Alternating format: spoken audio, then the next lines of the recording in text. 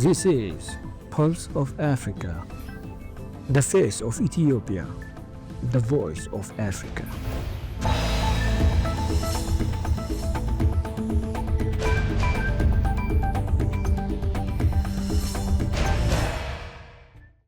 Hello viewers, you're watching Pulse of Africa. I'm Gamachisa Mandida for the main news.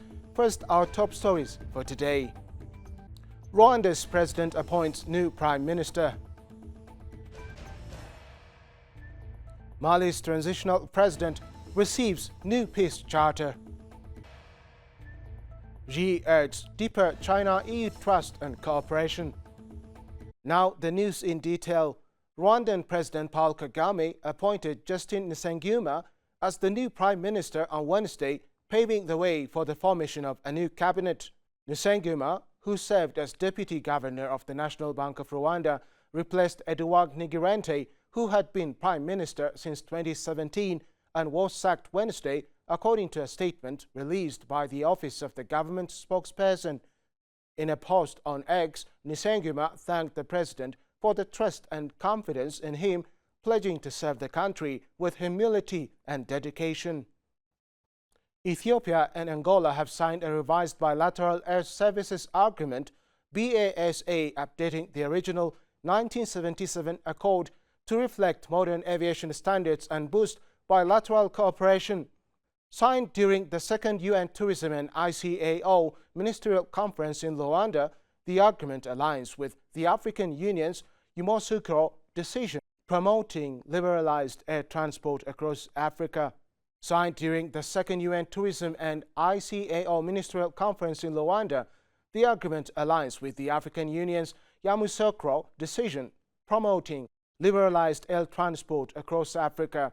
The new BASA expands traffic rights, enhances commercial opportunities and strengthens Ethiopian Airlines' access to the Angolan market, supporting intra-Africa travel, trade and economic ties.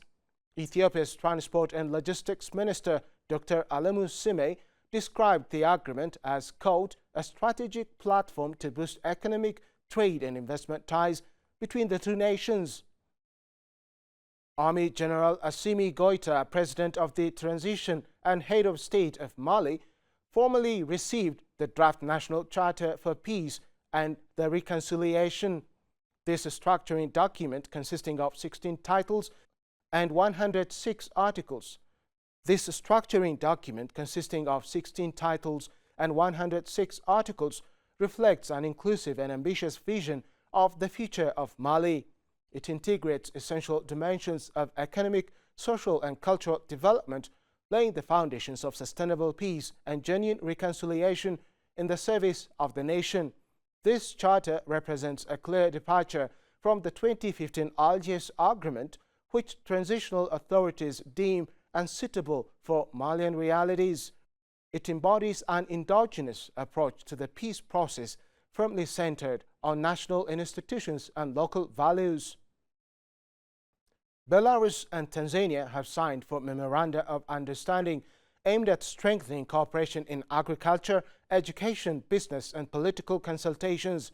The agreements were finalized following talks between Belarusian Prime Minister Alexander Turchin and Tanzanian Prime Minister Kassim Majaliwa in Minsk. The agreements cover political consultations between foreign ministries, agricultural collaboration, educational cooperation and partnership between the chambers of commerce. In other news, Chinese President Xi Jinping on Thursday called for deeper trust and cooperation between China and the European Union amid growing global turbulence. Xi welcomed European Commission President Ursula von der Leyen and European Council President Antonio Costa at the Great Hall of the People in Beijing. Xi said the more severe and complex the international situation is, the more important it is for China and the European Union to strengthen communication, increase mutual trust, and deepen cooperation.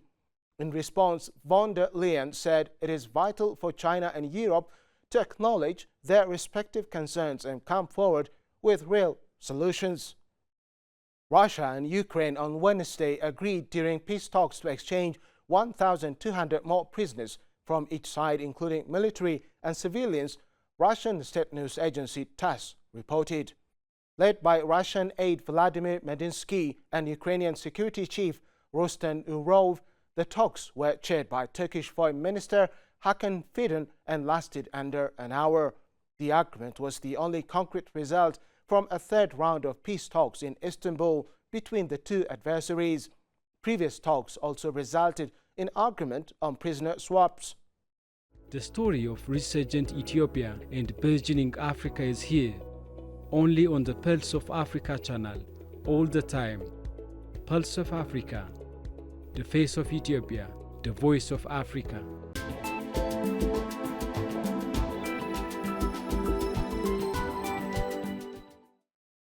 Now to business news. Nigeria's Senate has approved President Bola Tinubu's plan for more than $21 billion in foreign borrowing to plug shortfalls in the 2025 budget, a senior lawmaker said late on Tuesday. With this approval, we now have all revenue sources, including loans, in place to fully fund the budget. Solomon Adiola, Senate chairperson on appropriations, said. The approval also includes loans of $4.7 billion and $102.26 million and $65 million grant, as well as $2 billion in dollar-dominated borrowing at home. Angola's attempts to stabilize waning crude oil production received a boost on Wednesday when two offshore projects started up, adding a total of 60,000 barrels per day to national output, the country's National Oil and Gas Agency said.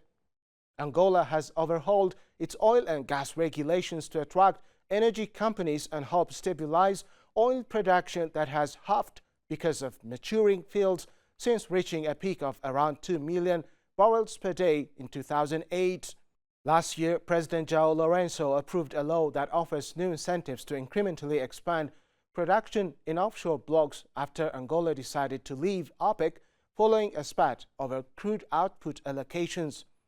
Both the offshore Clove Phase 3 development and the Begonia project will separately produce 30,000 barrels per day. Before concluding, let us provide you with the latest updates on global commodities prices.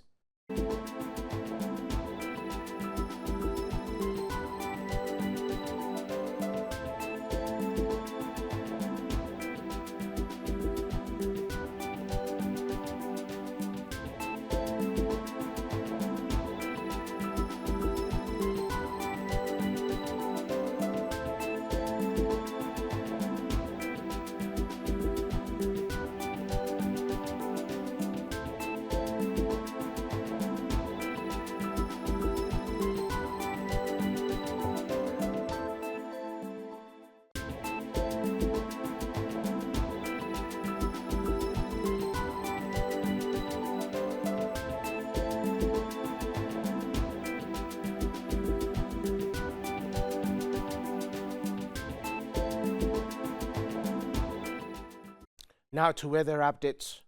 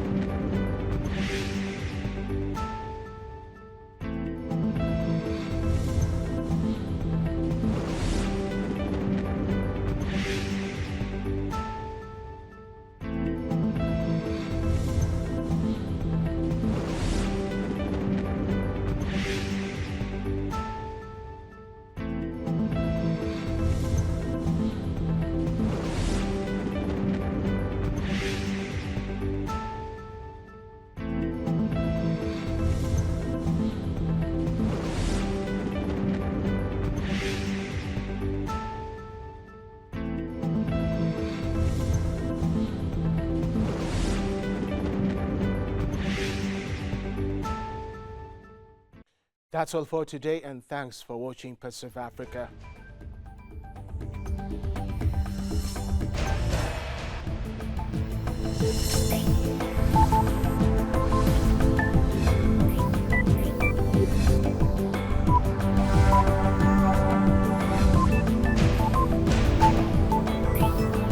This is Pulse of Africa, the face of Ethiopia, the voice of Africa.